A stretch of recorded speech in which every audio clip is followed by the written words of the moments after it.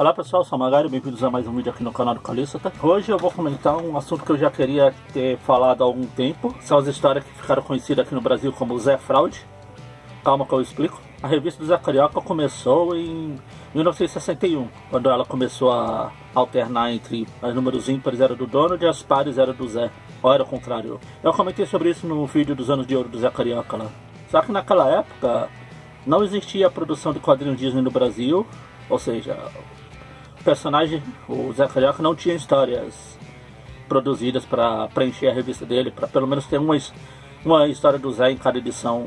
Então a solução da Abril foi pegar histórias do Donald e do Mickey, principalmente. Eles pegaram de um outro personagem pequeno, menor também, mas no geral era Donald e Mickey, e apagar o personagem principal, substituir pelo Zé. Ou seja, eles pegaram a história do Barks, no caso do Donald, tirava o Donald e colocava o Zé, pegava a história do Paul Murray, no caso do Mickey, tirava o Mickey e o Zé. Por causa dessas alterações, né, tinha umas coisas curiosas, assim, estranhas, tipo, a gente viu o Zé interagindo bastante com o pessoal de Patópolis, com o Pateta como ajudante, enfrentando bandidos, tipo o Bafo de Onça, aqueles bandidos que as histórias do Murray e do Mickey tinha.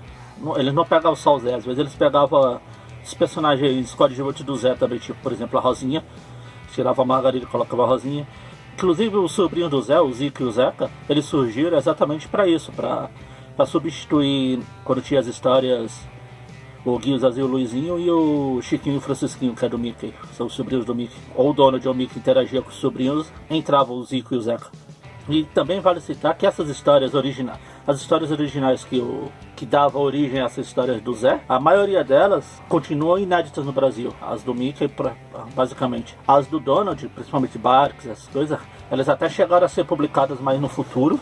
A Zé Fraude, ela durou de 62 a 66. Foi o período que tiveram praticamente toda a revista mensal do Zé tinha uma dessas Zé Fraude.